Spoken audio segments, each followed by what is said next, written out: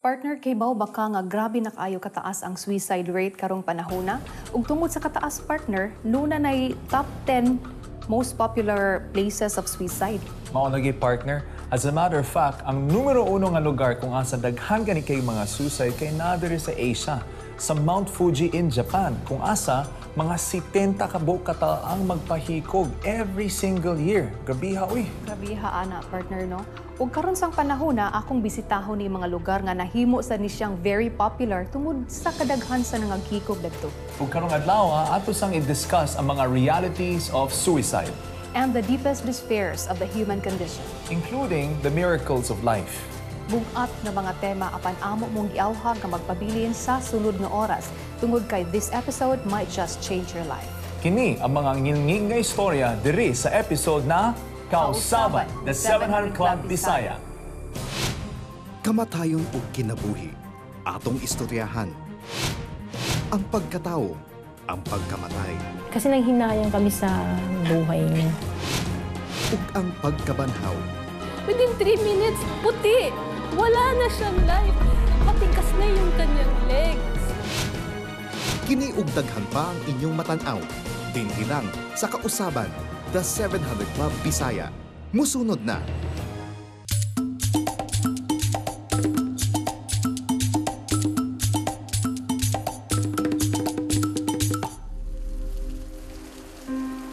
Pare-pares pala kaming wala. Sabi ko, kaya parang siguro nandun yung pagsisisi sa bawat isa sa amin. Parang nagsisi kami, ganun. Dapat pala ganito, hindi namin iwanan, ganyan. Presko pa sa huna-huna og itsura ni Lorna, dili niya tinuod nga ngalan ang kasubo sa pagkawala sa iyang igsuon nga naghigog. Hangtod karon dili pa masabtan sa iyang pamilya ang tinuod nga hinungdan sa pagkamatay sa iyang igsuon.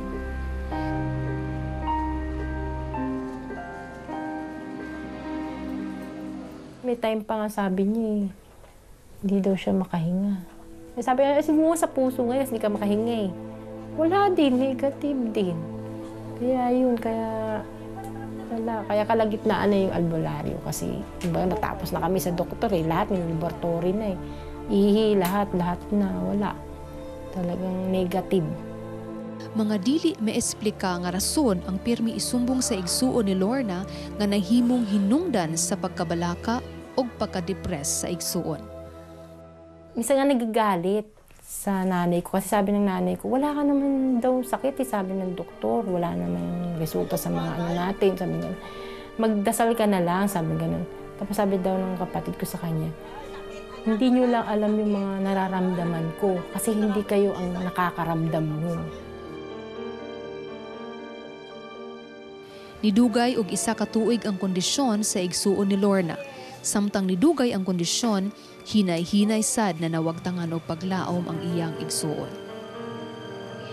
Yung mukha niya laging malungkot, yung parang depressed na siya. Tapos sabi ng asawa ko, bakit siya maputla daw? Hindi ko rin alam. Tapos yun nga, nalaman namin na hindi na pala makatulog, kaya pala maputla. Tsaka pumapayat na siya.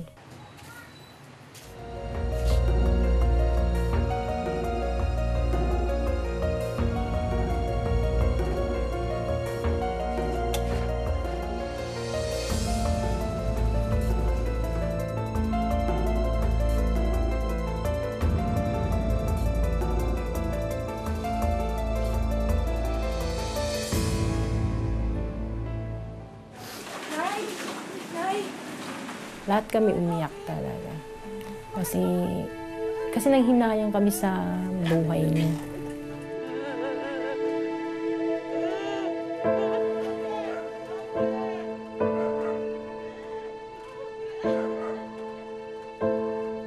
Diri sa sulod sa ilang banyo naghikog ang iyang igsuon.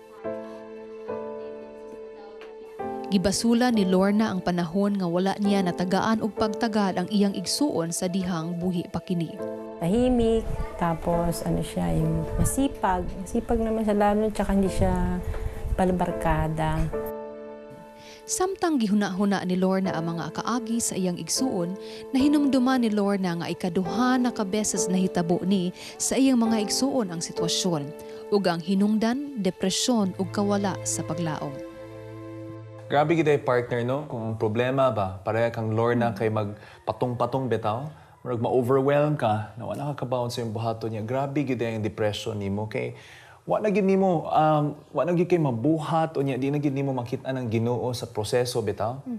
Unya, sa sitwasyon ni Lorna partner, I think dili lang kasakit tungod sa pagkamatay sa iyang igsuon, no? But then kung imong paminaw ng iyang story, ang guilt feeling ba kung nganong wala niya hatagi og panahon ang iyang igsuon.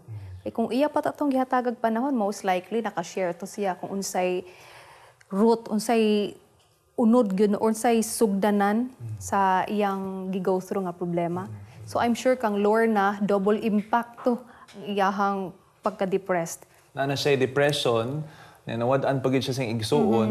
So ni doble gyud ang problema. Unya daghan big mga character sa Biblia no. Ang niagi sa duging ana nga depression, di ba? That's true. Kung nakailata ni Job, no? Sa iyang panahon, he was the wealthiest man. But then all of a sudden, namatay ang iyang anak, napulo ka buok, dungan good partner. Unya, nawadan siya mga negosyo. And at the same time, gikondenar pa siya sa iyang asawa. So, imo lang ma-imagine kung unsa kagrabe ang kasakit o depression ang giagian ni Job atong panahon na. Pero wala ning tapos din ang iyang istorya partner ang nakanindot adto kay iyag lang yung gisurrender sa Ginoo tanan. Unya nakita nato no kung basahon nato ang iyang story nganing rise above gud siya. Unya mas nahimo pa siyang successful kung unsa to iyang naagian before siya ning agi adto nga mga krisis sa iyang kinabuhi. O di lang ka na partner, actually si Kristo mismo. Daghan sad siya giagihan nga mga suffering. Pero iyang gipakita na bisan tao lang sad siya, grabe gid ang iyahang pagtuo, pagsalig ug pagampo sa Ginoo. Mao na iyang gida sa tanan sa cross ba, ang tanan mga problema nato, ang ato mga suliran. Mao na importante na ato sa nang ampuan partner ang mga tao na gaagi karon ng mga depressive moments in their lives right now. Right. Labi na kay lisod ang panahon partner, daghan mga problema tang gisagubang. Normal kaayo nga naa gining depression. I'm sure nga daghan kaayo mga nananaw nato karon nganing sagubang og inani nga mga pagbati, mga depression, kasakit ug unsa pa dinha nga mga krisis sa kinabuhi. And if you are that person right now, muampo mi para ninyo. Okay, let's come to the Lord in prayer. Father God, daghan kaayong salamat Lord nga among nasayran karong panahona nga dako kayo ang imong paghigugma kanamo nga bisan pa Lord sa mga problema, sa mga krisis, mga kasakit ug depression nga among gibati God, anaa ka kanunay Lord, ikaw nagtunol sa imong kamot Lord and you are ready nga imo ming salon God because you are a God that heals. You are a God, Lord, that restores. Kung unsa man ang nahitabo sa mga kinabuhi, Lord, sa mga nananaw namo karong adlaw, God, ikaw available. You are able, Lord, to bring healing and restoration into their lives.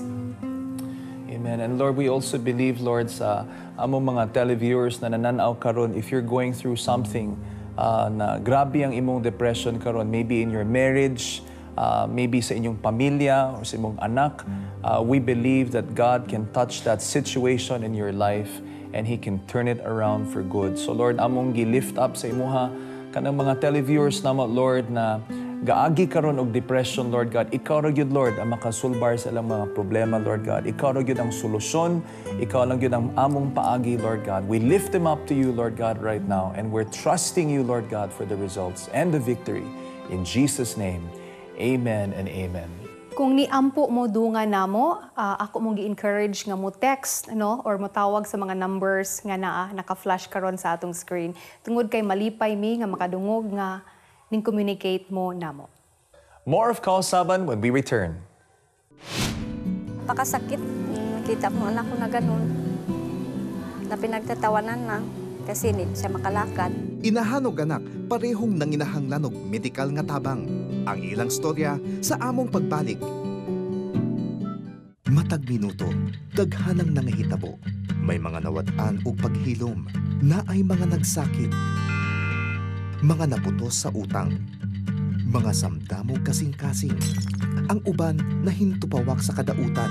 Ug daghanang nanginahanglan og kastorya. Bisan unsa pa ang panghitabo sa imong kinabuhi. Ania ang 700 Club Counseling Center. andam na maminaw kada minuto sa imong kinabuhi. Tawag na sa 1-800-1888-8700 toll-free. We're here 24/7.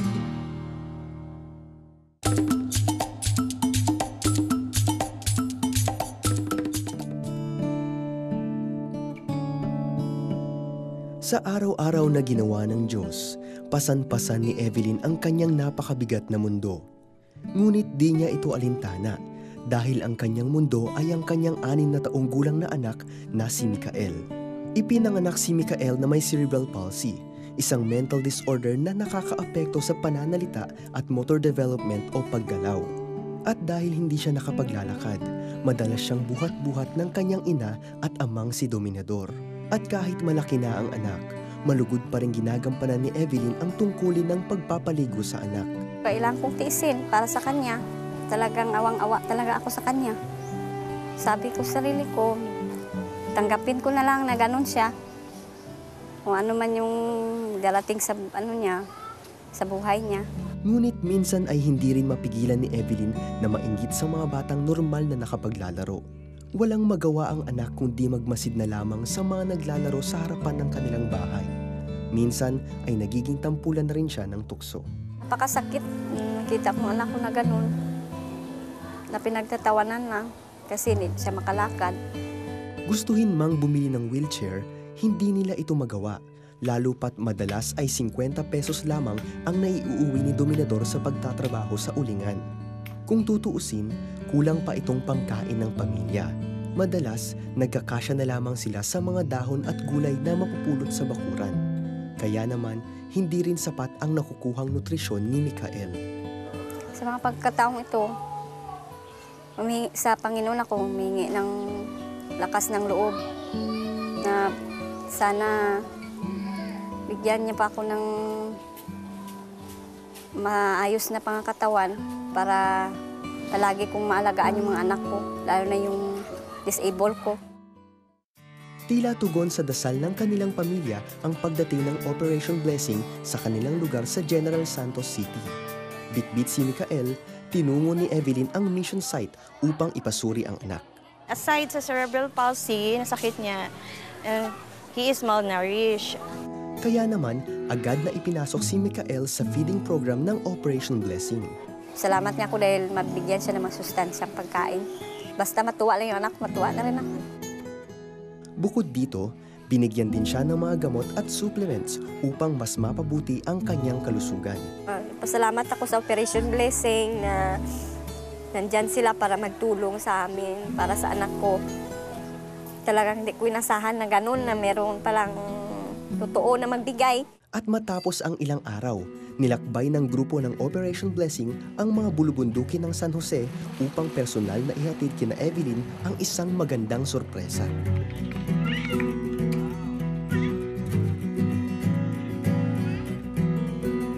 Hindi mailarawan ang kaligayahan ng pamilya sa pagtanggap ni Mikael ng wheelchair. May pag-asa na po kami kasi mayroon na siyang sasakayan at saka itulak namin kahit na pupunta doon sa simbahan, bakasimba rin siya. Ginamit talaga po ng Panginoon Jesus ang Operation Blessing para sa amin, para mabigyan po kami ng panibagong pasimula. Masaya po ako at saka walang kalalagyan yung saya ko na natupad na yung pangarap ng anak ko na magka-wheelchair siya. Hey, baka partner, no, we've been talking about kung unsa ning mga butanga ang makahatag og depression sa usa ka tawo. Pero I believe nga ang usagid sa makapadepress sa usa ka tawo, partner, is kanang wala na bitaw ka ika-afford og palit og tambal. Nya wa na sa kakahibaw ba kung asa ka ipalit og pagkaon. That's very true, partner. Daghan kitang mga igsoon karon na galisod yun niining mga panahon. And even some of us, ga-worry lang gihapon ta kung unsa atong sulubon, unsa atong mga sining ng pananawon. But you know what? The Bible tells us out of Proverbs chapter 11, verse 25, that if we refresh others, we ourselves will be refreshed. So we have to have a heart to give. Dapat generous kay atong kasing-kasing. Yeah. Kuan sa partner, no, nga instead nga maghuna-huna alang ta sa atong kaugalingon nga panginahanglanon, mas maayo to og mutanaw sad ta sa panginahanglanon sa uban. Absolutely. That's why mga igsoon, kung naagani mo kasing-kasing na mo share or mo give, just like what we did with Operation Blessing, we would like to encourage you to give some of your resources, donate your time, whatever it is na pwede niyong ikahatag or ikashare. You can do that by calling the numbers that are flashed on the screen right now. Ug mauna nga klase nga kaugmaon or paglaom ang inyong nahatag kang Hana pinaagi sa pagtabang sa Operation Blessing. Kani si Hana usa ka tigpangay kay ug basura partner unya. Tungod sa tabang ninyo pinaagi sa Operation Blessing usa na siya karon ka full-fledged nga estudyante. Atong tan-aw ang iyang istorya. Sa likod ng mga matatamis na ngiti ng mga kapatid ni Hana ay ang masaklap na kalagayan nila. Maaga kasi siyang naulila at ang 5 kapatid. Nakulong ang ama nito na isang security guard sa Muntinlupa at sumakabilang buhay naman ang ina nito dahil sa isang malubhang sakit. Upang matugunan ang mga pangangailangan ng kanyang mga kapatid, tumigil sa pag-aaral si Hana at inako ang paghahanap buhay katulong ang nakatatandang kapatid. Tuwing hapon, ay nag-iipon sila ng mga scrap mula sa isang malayong dam site upang maitawid ang mga kapatid sa gutom. Nahiya ako na magtrabaho sa basura kasi mabaho at marumi. So magkano ang kinikita nyo doon? Magkano? Maliit lang. 30 ra. 30 pesos. Okay. Sa 30 pesos, anong ginagawa niyo sa pera din yung 30 pesos? Ibinibili ng bigas. Para kay Hana, edukasyon ang susi upang malagpasan ang kahirapan. Pinakaaasam niya ang maging guro upang magbahagi ng kaalaman hindi lamang sa kanyang mga kapatid, kundi pati na rin sa ibang mahihirap na kabataan sa kanilang probinsya. Sa tingin mo, maaabot mo yung pangarap mo na maging teacher sa tingin mo? Hindi ko alam. Bakit hindi mo alam? Kasi hindi pa ako nakatapos ng pag-aaral Kasi wala kaming igasto. Nang dumayo ang Operation Blessing sa Enrique Villanueva sa Siquijor upang magsagawa ng medical mission doon, ay namataan nila si Hana. Nung siya'y ipagdasal ng Operation Blessing, natuklasan na bagamat malusog ang kanyang pisikal na katawan, may karamdaman naman ang kanyang kalooban dahil sa labis na pagkabalisa. Malulungkot ako kapag hindi ako makatapos ng pag-aaral kasi hindi ko matulungan ang aking mga kapatid. Naging katuwang ni Hana ang Operation Blessing nang i-enroll siya at ang kanyang ate sa high school. Binigyan sila ng mga bagong school supplies at mga bagong sapatos. Dagdag biyaya din para sa kanila ang pagsagot ng Operation Blessing sa kanilang pamasahe at baon sa buong taon. Masaya kasi makapag-aaral na ako. Maayos ang pamumuhay namin. Masaya ako dahil mayroon akong pamasahe papunta sa school. Tulad ng suportang natanggap ni Hana at ng kanyang ate, nakatanggap din ng parehong biyaya ang 4 pa niyang kapatid nang malaman ng Operation Blessing na interesado rin sila na magbalik eskwela. Naniniwala ako na kapag patuloy ang pagtanggap ng Operation Blessing ng suporta, masusustain natin ang pag-aaral ng 6 na magkakapatid at posibleng matapos pa nila ito. Dito sa Maynila, sinamahan namin ang Operation Blessing sa paghanap sa ama ni Hana na nakakulong sa Muntinlupa upang ibalita ang muling pagbabalik eskwela ng mga anak. Subalit napag-alaman namin, wala na doon ang ama ni Hana. Yung tatay ni Hana ay marami siyang kapangalan. Yung hinarap siya sa amin, yung kapangalan ng tatay niya, ay hindi pala yun. Kasi may picture akong dala galing sa Siquijor. Kaya natitiyak ko na hindi yung tatay ni Hana. Muli namin ay sinisikap na makita talaga namin ang tatay ni Hana. Bagamat bigo ang unang paghahanap sa ama ni Hana, nabuo ang pag-asa kay Hana na magkikita rin silang mag-aama. Tangan din niya ang pag-asang makakatapos silang magkakapatid sa pag-aaral upang maiahon ang kanilang pamilya sa kahirapan. Hupog nga amahan, disgrasya, sunog, kini ang mga sinati ni Tess Caldito. Atong subayon ang iyang kaagi.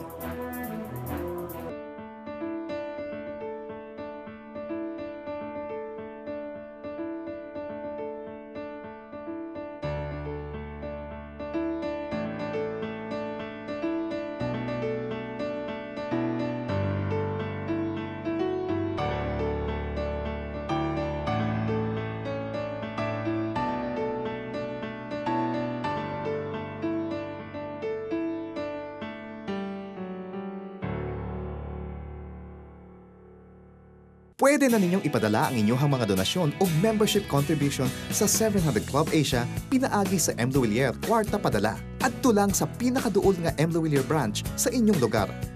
Mag-fill out lang og customer information sheet ug isulat kini. Amount o kantidad sa imong donasyon, sender's name o ngalan sa nagpadala, complete address, contact numbers, purpose of transaction, example, pledge, receiver's name, 700 Club, dugang nga mensahe ug ang imong pirma o signature. Ayaw kalimting isulat ang imong kompletong address ug contact numbers aron among ipadala ang resibo sa imong donasyon. Ihatag sa counter ang imong form kauban ang donasyon ug huwata ang kopya sa imong transaction. Sayon og dali lang dili ba? Libre pa ang pagpadala sa imong donasyon. Mao nang pag-donate na.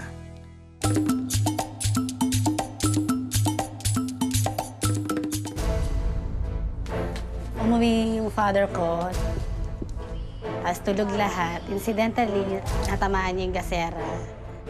Lumakad na yung apoy, tapos ako naitakbo ako ng hospital. Lumaking mailap sa tao si Tess dahil sa natamong aksidente sa kanyang ulo. Nagkaroon siya ng 3rd-degree burn noong sanggol pa lamang, kaya't nasunog ang buto sa kanyang bumbunan. Naka-experience na ako ng pinagtatawanan ng mga bata, tinutukso, pinagkakaisahan. Hindi ko na-experience magkaroon ng mga barkada, kaibigan. So, yung time na yun, para ako nakaramdam na parang kakaiba akong bata. Dahil dito ay naging mababa ang tingin ni Tess sa kanyang sarili habang lumalaki. Sabi ng kaaway sa akin, matalunan ka. Dapat magpakamatay ka na lang, wala ka naman silbi. Mismo sa sarili ko, inaano ko na, huwag na lang ako lumabas ng bahay, kaysa masaktan ka, kaysa may marinig ka ibang salita. Bunsod ng labis na kalungkutan dahil sa kanyang kondisyon. Naisip ni Tess na magpakamatay na lamang. Dahil sa galit, sa gulo ng isip ko, at yung pakiramdam na kawawa naman ako, gano'n. Gulong-gulo yung isip ko, parang pakiramdam, yung tingin ko na sa paligid ko, nung night na yon is ang dilim-dilim na talaga. Sa gitna ng magulong pag-iisip ni Tess ng gabing yon, ay naisipan niyang tumawag sa 700 Club Counseling Center. Sabi ko, kailangan ko na may kausap. Kailangan ko na may magka-counsel sa akin. Sinabi niya na mahal ka ng Panginoong Jesus at hindi niya nais na makita kang nahihirapan. I was crying that night while she was praying for me. Because sabi ko, naramdaman ko yung spirit ng God. Na mahal ako ng Lord. Pagkatapos maipagdasal, ay nawala kay Tess ang mga takot na kinalakihan niya. Natanggap niya ang kanyang sarili sa paniniwalang siya ay mahal ni Jesus. Plus din, na-realize ko how lucky I am and blessed na may higit na nagmamahal sa akin. At yun yung landlord. Pangalawa na yung pamilya ko. Kung dati ay malayo sa mga tao, ngayon ang pakikisalamuha ay naging madalas na gawain ni Tess sa pamamagitan ng pagtulong sa ibang tao. Hindi ako naiilang sa mga kilos ko, sa mga nararamdaman ko. Masaya-masaya yung kalooban ko na nagagamit ako ng Panginoon at talagang parang buong buo ako. Ang pagmamahal ni Tess sa kanyang sarili at sa ibang tao ay lubos na ipinagpapasalamat niya kay Jesus na siyang nagturo at nagbago ng kanyang buhay. Panalo kay Jesus kahit anong laban ng buhay ko. Ang Philippine Tarsier. Sensitive sila. Hindi ka marunong mag-alaga, mag-suicide din sila. Ila-ilahon nato ang pinakagamay nga unggoy ug mamal sa tibuok kalibutan. Hay, ang buhay. Paikot-ikot lamang. Minsan sa itaas, minsan sa ibaba. Minsan o madalas, walang-wala talaga. Buti na lang, may kaibigang makakausap. Kahit malayo ka man, pwede mo kaming tawagan. 1-800-1888-8700. We're here for you, 24/7.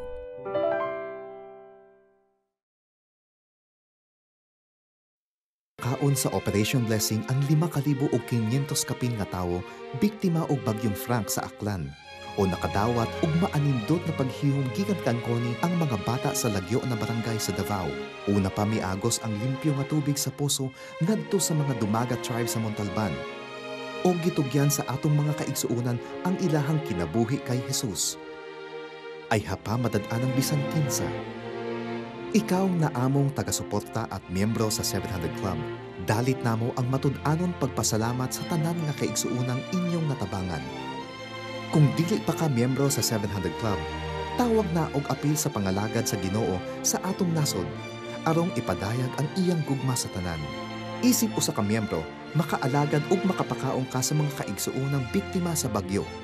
Gira, matabangan nimo ang mas nanginahanglan ug maisangyaw pa nimo ang gugma ni Jesus sa tanang nangawad-an ug paglaom.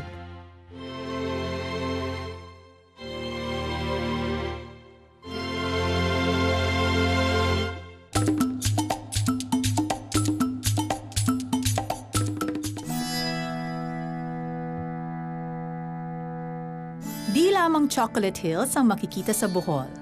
Dito rin makikita ang koleksyon ng mga tarsier, ang pinakamaliit na uri ng unggoy.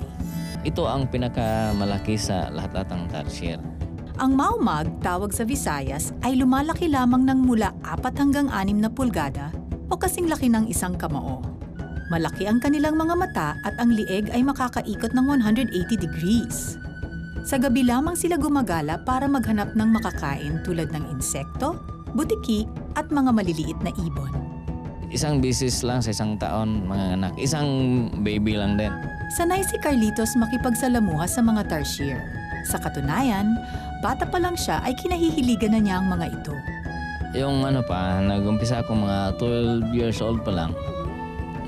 Parang hobby ko lang. Kung dati tinutugis at pinapatay ni Carlitos sa mga unggoy na ito, ngayon labis ang kanyang pagmamahal sa kanila. Simula nung nagtrabaho siya rito sa Philippine Tarsier Foundation sa Corelia, Bohol. 1980s, alam na namin na umuubos na yung tarsier. At baka sa susunod na mga henerasyon, wala na tayong makikita. Dineclare na ng DENR o Department of Environment and Natural Resources na endangered species na ang tarsier. At dito sa Bohol, 1,000 tarsier na lamang ang inaalagaan ng DENR. Sensitive sila. Pag hindi ka marunong mag-alaga, mag-suicide din sila. Tulad ni Carlitos, kung sama-sama tayong magtutulungan, di lamang tarsier ang ating mailigtas sa kapahamakan, maging ang ating inang kalikasan. Ang kasakit o kaguol dili lamang exclusive kanatong mga tao. Apan kini nga pagbati gina-experience po di ay sa mga mammal sama sa tarsiers nga makit-an sa island of Bohol. Ug atong nahibaw-an kani mga tarsiers usa ni siya sa mga pinaka-endangered species sa atong kinabuhi. So angay lang gyud di ay nga ato silang igam og panalipdan. Kini og uban pang mga istorya ang inyong maabtan sa atong pagbalik dinhi sa Kausaban, The 700 Club Bisaya. Asa man tanagikan, atong lantawon ang usa sa mga katingalahan ug misteryo ni ining kinabuhi. Ang pagmugna sa tao, kining tanan sa among pagbalik. Dios nga may gugmaon, ako nagaampo kanimo nga imong bisitahon ang mga kabatan-unan sa mga campuses sa Cebu.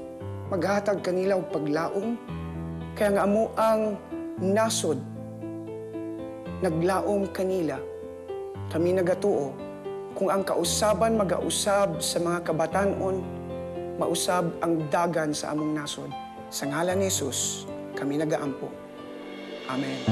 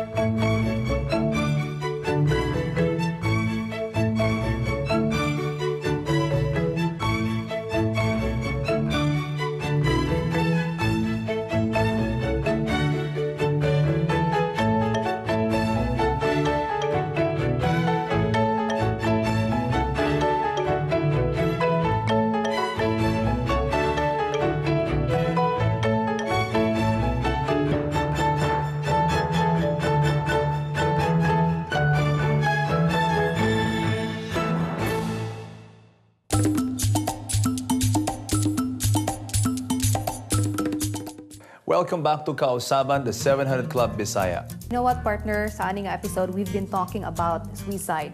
And also may musod sa imong mind when we talk about suicide, it's actually, killing ourselves. It's murder. Yeah, right? death. Pero kibaw ka, partner, dili ba yan na mao ang planos Ginoo? Because ang planos Ginoo para sa atoa is to prosper us, not to harm us, and to give us a hope and a future. O one way siguro, partner, no nga atong ma-discourage ang mga tao nga mag-suicide sila is to let them know na unique ayo sila nga individual. When I say that, wala tagi mass produce, partner, naagid tay special nga hulmahan sa Ginoo. So that's how special we are. That's true. In fact, ang ato mga tudlo, ato mga kamot ba, atong fingerprints, partner, are totally different from each other. Mo nagasulti ang Bible nga we are fearfully and wonderfully made. So let's take a look at how you and I came to be. Prepare to be blown away.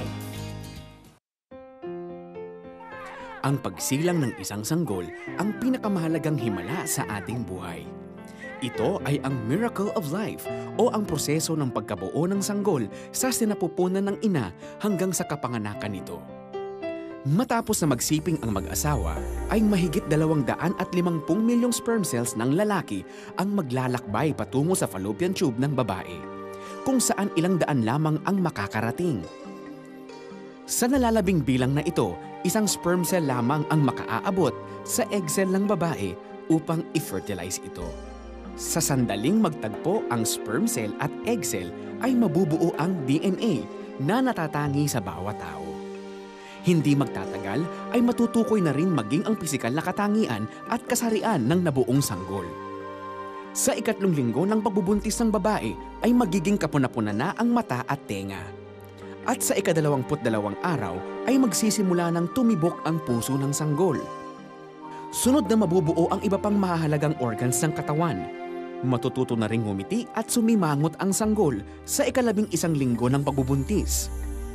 Samantalang ang fingerprint na unique sa isang individual ay mamamalas sa 13 linggo.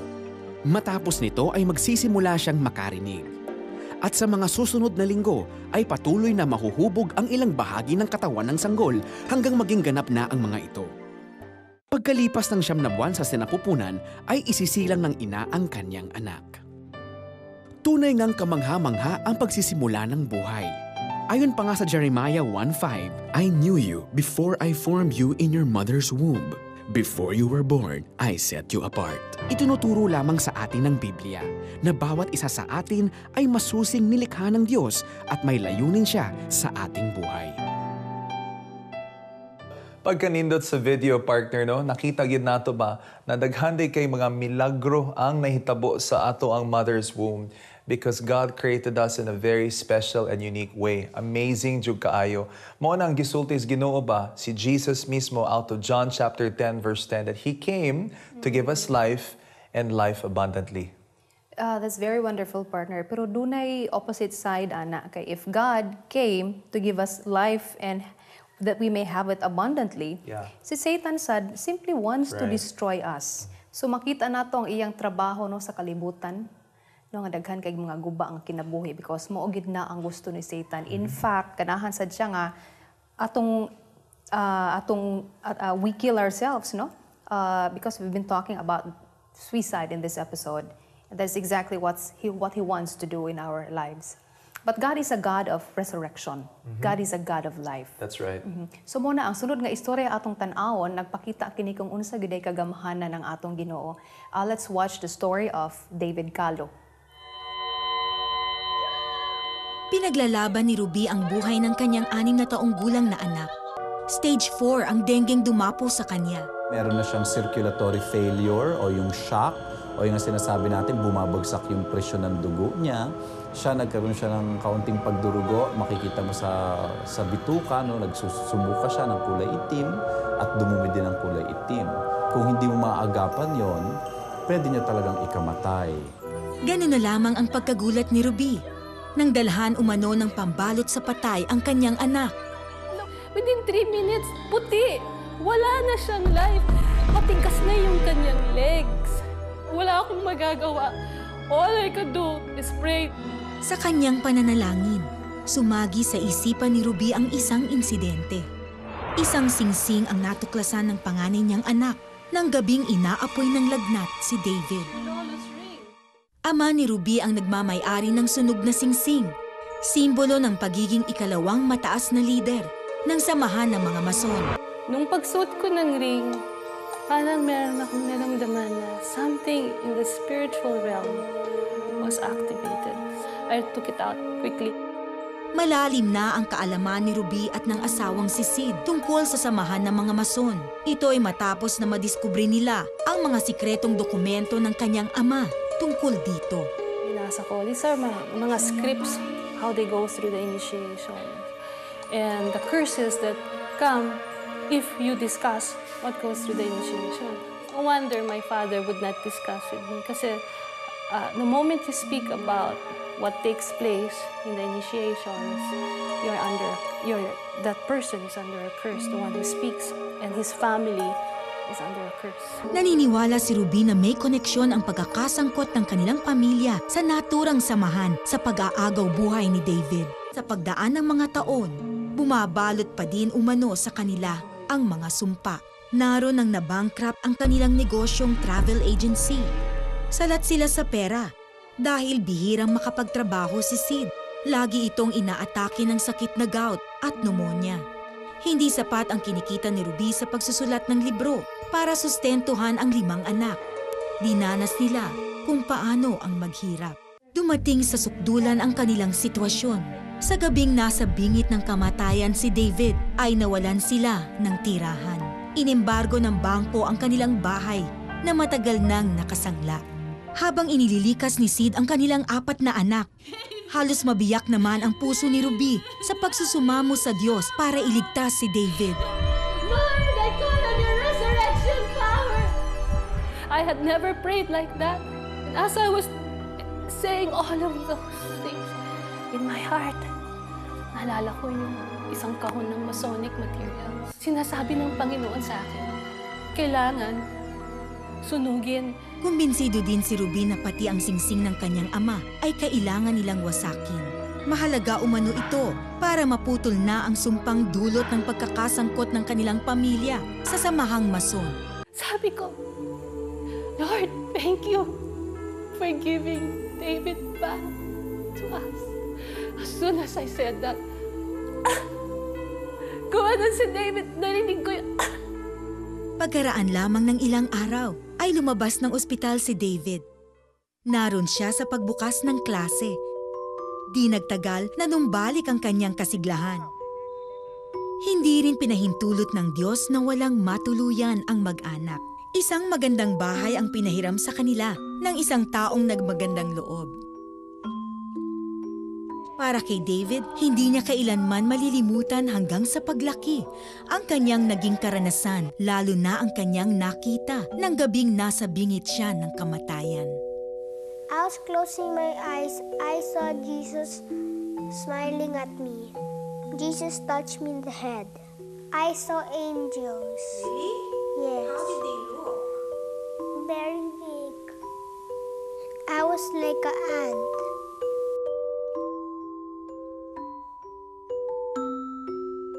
Matag minuto, daghanang nangahitabo. May mga nawat-an o paghilom na ay mga nagsakit. Mga naputos sa utang. Mga samdamo kasing-kasing. Ang uban na hintupawak sa kadautan. O daghanang nanginahanglanog kastorya. Bisan unsa pa ang panghitabo sa imong kinabuhi. Ania ang 700 Club Counseling Center. Andam na maminaw kada minuto sa imong kinabuhi. Tawag na sa 1-800-1888-8700, toll-free. We're here 24/7. Isa akong talamak na sugarol. Akala ko ang buhay, tataya ka lang, panalo ka na.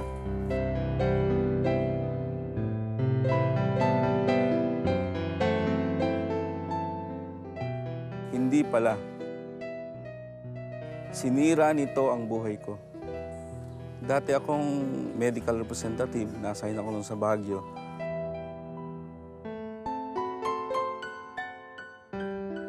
Alam niyo naman ang mga medical rep, maraming pera, di ba? Magandang pasweldo. Doc, morning. Hi, good morning. Dala ko na dito yung mga order ng gamot. Good. Tsaka alam niyo ba, Doc, nakabota ako ngayon. Kahit i-treat kita, mag-lunch tayo. Okay Sige, sama ko dyan.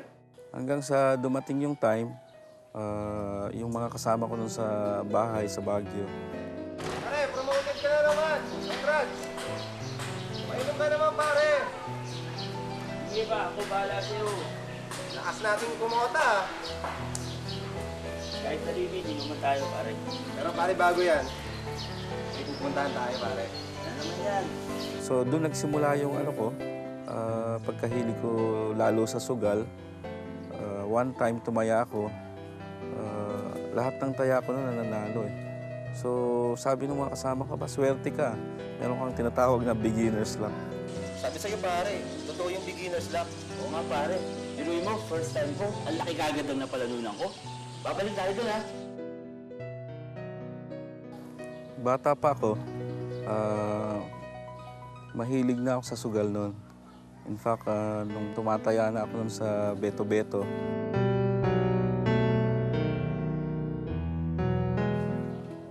pag wala na akong pera, nangungupit ako. Nung mabalik uli ako sa Manila, then ma-promote akong supervisor, doon na uli nagsimula yun. So, nung gabi na yon nanalo ako ng 180,000. So sa isip ko, sabi ko, mukhang yayaman ako dito. Dito ako magiging milyonaryo. So from that time on, sunod-sunod na, gabi-gabi, wala nang araw na hindi lumipas na nandun ako sa sugal. Without me knowing na nababaon na pala ako sa utang. Pare, dinala kita sa casino para maglibang tayo. Kung ako sa'yo, pare, tigil-tigilan mo na yan. Pare, kung ayaw mo akong pautang, huwag mo lang akong sisermonan.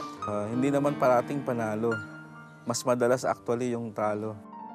So, pinadama lang ako sa umpisa.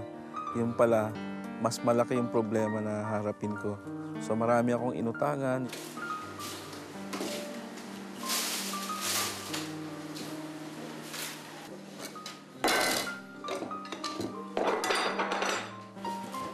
Sobrang problematic ako. No? Halos lahat na sila, sunod-sunod na silang naniningil. So, yun yung parang naging torture sa buhay ko eh. So, yun yung pinakang depressing moment na sabi ko sa paano ko kaya mababayaran tong mga utang ko.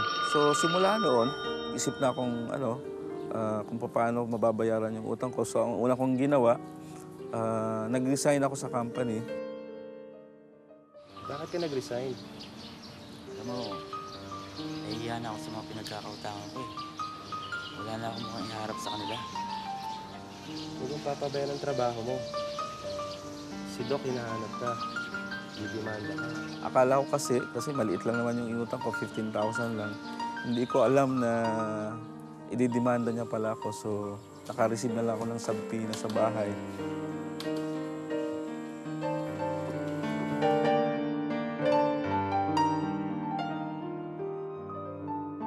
Hanggang sa dumating yung time na hindi ko na makayanan yung depression kasi mayat maya may naniningil na sa akin.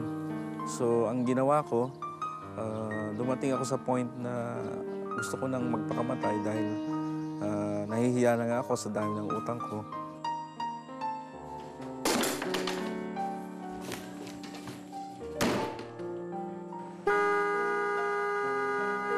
Doon ako nilikod sa bahay ng sister ko sa Muntinlupa.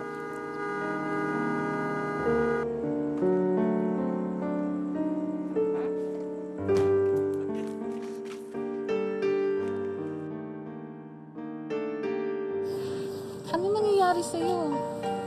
Ate, binala kong tapusin ang buhay ko pero naalala ko yung lagi mong sinasabi sa akin na mahal ako ng Diyos.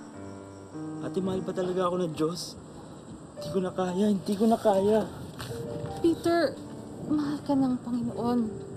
Wala kang hindi kakayanin. Basta isuko mo sa Kanya ang puso mo. Sabi ko nga, ang sugal sisirain lang ang buhay mo. Ang nangyari sa akin, nung nag-umon nga ako sa sugal, nawala yung trabaho ko, nawala yung sasakyan ko, nawala yung bahay ko, So dumating sa point na lang walang natira. Ate, nawala na ang lahat sa akin. Dalawa na lang, ayoko mawala pa. Ikaw, at ang pananalig kong mahal pa rin pala ako ng Diyos.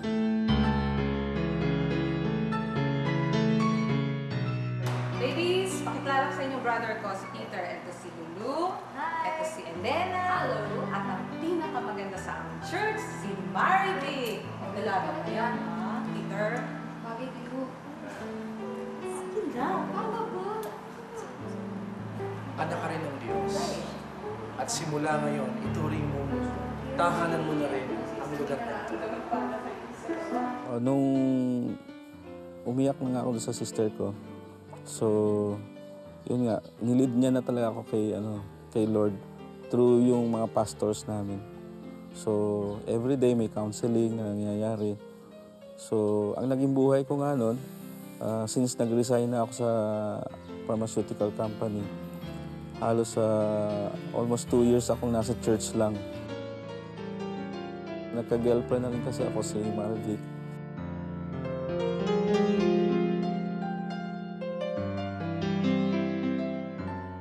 Alam mo, Marvic, talaga may vision na naman ako. Oo nga, totoo. Si Peter, tsaka ikaw. Clear na clear. Baka ibig mong sabihin, may inimpress sa puso mo ang Panginoon. Basta, ganun na lang gusto. Pero Teka muna. Bakit siya na naman? Bakit minsan hindi ka pa nagka-vision sa akin? Oo nga naman. Itong kasama namin sa church na to, may gift of vision eh. So, nung magkausap na sila uli ni Marvic, sabi niya, huwag kang mabibigla, Marvic. Alam mo, diretso eh. Alam mo ba kung sinong mapapangasawa mo, sabi niya. So, sabi niya, ayoko yun, matanda. Sabi niya, kasi 9 years older na nga ako sa wife ko. Pero, pag yun talaga yung will ni Lord, yun talaga ang ibibigay sa'yo. Kasi, yun talaga yung best partner. Alam mo, ayoko naman talaga sa'yo. Eh, paano naman ang laki-laki ng tanda mo sa akin? Eh, lalo naman ako, no? Oh, Hindi naman bakit? kita gusto eh. Pinipilit mo yung sarili mo sa akin. Pero, iba talaga pag si Lord ang nagbigay. Wala tayong kawala. Oo, syempre. I love you. Love you too.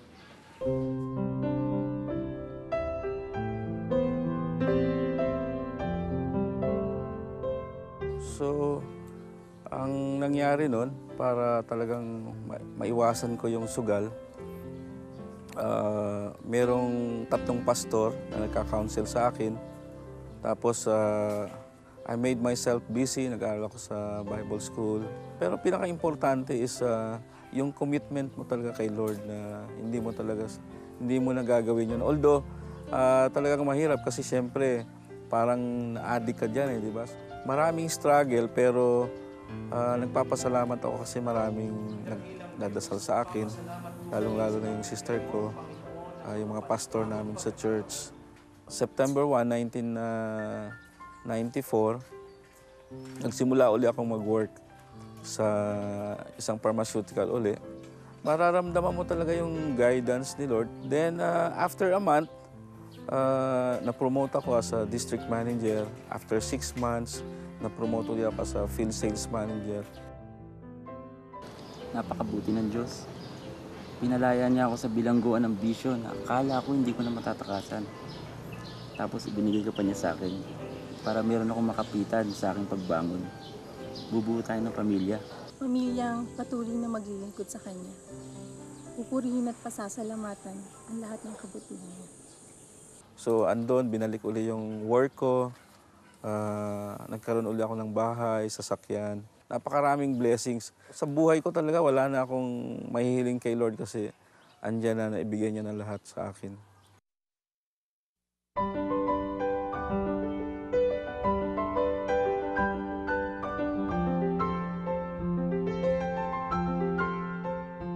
So sa mga tao na hanggang ngayon, nagsusugal pa rin sa casino o kahit na anong klaseng sugal, ang sugal walang pupuntahang maganda.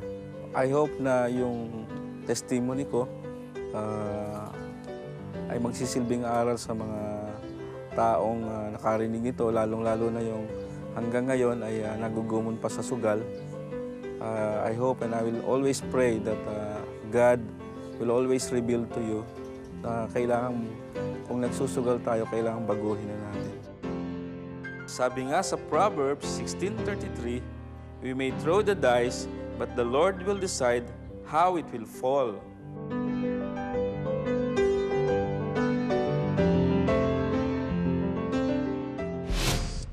Granada, pusil, 45. Kini ang mga suod nga higala ni Camilo Acosta.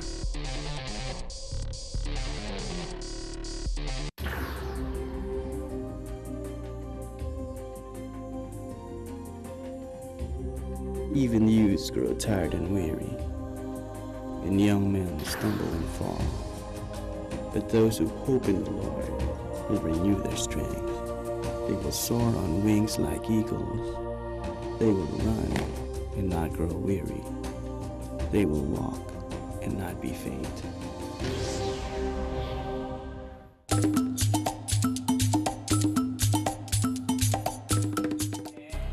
Dili siya sundalo, dili pug usa ka gwardiya o miyembro sa mga pulis, apan pirmi na ay kargada. Siya si Camilo Acosta. May 2 akong 45 at isang granada na palaging nakasabit sa kaliwat kanan na baywang ko. Kasi parang pipitsugin sa aming lugar nun kung wala kang dala. Kung may kargada ka, hindi ka mabasta-basta. Tingin namin ay sikat na kami, lalo pa kung may baril kaming dala. Sa mga barkada, nituyok ang mangit-ngit nga kalibutan ni Camilo sa edad nga 14. Natutunan kong mag-inom, natutunan kong magsigarilyo. Yung sigarilyo ko at that time ay kulang yung 40 sticks maghapon. Kapag bisyo talaga, masaya ka kapag ginagawa mo yun, lalo pa kung may mga barkada ka. Kahit yung matatanda kong barkada ay kaya kong utusan. Apil sa lain-laing rambol ang grupo ni Camilo. Usak adlaw, ningit-ngit ang iyang pananaw sa pulis sa dihang gihagit siya niini.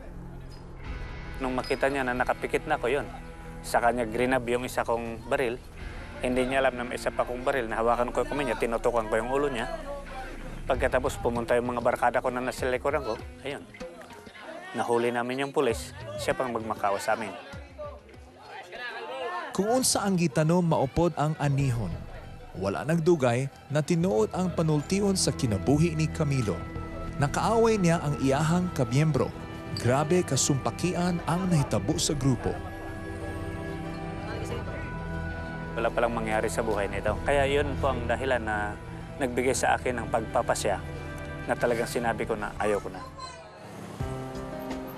Sa pagtalikod ni Camilo sa mangit-ngit na dalan na iyang giagian, mausad ang pagsulod sa kahayag sa iyang kinabuhi. Miabot ang alagad sa Ginoo sa ilang lugar ug dito nahibaw-an ni Camilo ang pahigugma ni Jesus. Since na ibinigay ko kasi ang buhay ko kay Lord, alam ko na kanya na ito. So hindi na ako dapat maguri. Sa sinugdanan lisod jud buhian, kalimtan ang tanan. Pero sa grasya sa Ginoo, hinay-hinay gitangtang kay Camilo ang iyang mga bisyo. Wala nagdugay ni eskwela siya sa Bible School, haron mas makaila pa kay Jesus ug ipaambit sa uban ang iyahang natagamtaman. Ug karon nagsilbi kahayag si Camilo sa mangit-ngit na dalan ug padayon siyang gigamit na instrument sa Ginoo. Ano man ang mangyari, sigurado ka, tiyak ang iyong pupuntahan dahil nasa kamay ka ng Panginoon. Gusto ko lang na malaman ng mga nakikinig na kung kayo rin ay magbigay ng inyong mga buhay sa Panginoon, itodo na ninyo. Partner, ang atong episode karong adlaw is about suicide, no? Pero si Camilo of Palawan, wala man siya nag-suicide. Pero sa iyang ginabuhat sa iyang life, nga murag way pagpakialam sa iyang panglawas, sige lang siya og bisyo, siging inom, siging drugs, unya murag wa na siya kahadlok ka mamatay, sama lang gihapon na nga naghikog na siya. That's right. Ug dili purpose sa Ginoo ang partner na atong i-waste or ato lang basta-bastahon ang atong kinabuhi. Ganahan siya na doon natay buhaton sa atong kinabuhi na mo glorify sa iyaha. Kay namatay gud siya para sa ato. So gi-value kita sa Ginoo. Naagid siya kanang purpose, nasad siya direction para sa atong kinabuhi. Mao na importante kay mga higala na makita gyud nato kung unsa gyud ang ato ang purpose ni ining kinabuhi. That's true, partner. And nasayob sad ta nga doon na tay mga viewers karong panahon nga ning agi sad og inani nga mga sitwasyon sama sa naagian ni Camilo of Palawan, no. Siguro daghan kaninyo ang nangutana kung doon na pa baka ni paglao mga akong kinabuhi nga grabe na makaini kagubot. That's right. But there is one thing that I would like to tell you right now. Ang Ginoo naghatag sa iyang kinabuhi aron nga maka-experience ta og nindot nga kinabuhi diri sa kalibutan. So if mao na ang desire sa imong kasing-kasing, ako ikaw ang giyahan sa pag-ampo sa usa ka prayer of commitment. All you have to do is to pray with me. Let's pray. Say, Father God, daghan kaayong salamat, Lord, sa imong pagpahibalo kanako karong panahon nga ikaw nahigugma kanako ug dako kaayo ang imong plano para sa akong kinabuhi. Nasayod ako karon, Lord, nga dili di ay nimo plano nga ako lang iwaldas ang akong kinabuhi. So karon, Father God, in the name of Jesus, akong isurrender akong life nimo. Doon naman ko'y mga struggle, Lord. Wala ko nasayod kung asa kong magsugod para akong makabot ang kausaban sa akong kinabuhi. Apan ako nasayod, Lord, ug I believe and I trust in you nga ikaw magahatag na akong direksyon, ikaw magahatag na akong kusog, ug ikaw, Lord, magahatag na akong mga tao nga makaguide nako aron akong ma-experience ang kind of life nga imong giplano nako sa una pa. So Lord Jesus, I come to you, I receive you as my personal Lord and Savior, and make me the person that you want me to be. This I pray in the mighty name of Jesus. Amen. Amen. And if you pray that prayer right now, I just want you to know na mao na siya ang pinakamaayo, the best decision that you made in your life today. In fact, if you pray that prayer, ako tamong gi-encourage. Palihog tagtawag sa atong mga counselors who are on standby 24 hours a day, 7 days a week. You can call them with the numbers that are flashed on the screen. Pwede sa mo text sa OO space, kausaban space, 700 Club. And kabaw ka, partner, no, it really makes sense gud baya nga kung ang Ginoo mo'y naghimo nato, sayod sad siya kung unsay atong mga strengths, atong mga kaybalo, mga talento, and at the same time, nasayod po di siya kung unsay atong mga kakulangon o limitasyon. In fact, He knows our threshold and limitations. It says in 1 Corinthians chapter 10, verse 13, "The temptations in your life are no different from what others experience, and God is faithful. He will not allow the temptations to be more than you can stand. When you are tempted, He will show you a way out so that you can endure." Og sa binisaya pa, ang tanang tentasyon nga naagian ninyo, naagian usab sa kadaghanan. Kay ang Dios mutuman gayud sa iyang saad, ug dili siya motugot nga tintalon kamo labaw sa inyong madaog. Sa panahon nga tintalon kamo, maghatag siya kaninyo og kusog aron kamo makalahutay og unya makalingkawas gikan ni ini. Wow, what a promise. Before we go with Ivy, we just want to tell you na importante ka. You are valuable. O bililhon ka sa Ginoo kung sa alahas pa mas labaw pang imong value sa gold or bulawan, iyon ana ka-importante sa Ginoo. We also want to tell you that you are loved and you are a miracle. So, kita-kita ta next week. Ayo-ayo mo tanan. Bye! Mga igala namong Bisaya, narito na ang Kausaban na 700 Club Bisaya. Kita na pong mga Bisaya karon ang bida. Mapapanood tuwing Sabado sa Cebu, Dumaguete, Iloilo, Bacolod, Davao, Tagum, General Santos at Zamboanga. Tutok na and be inspired every week dahil posible ang Kausaban!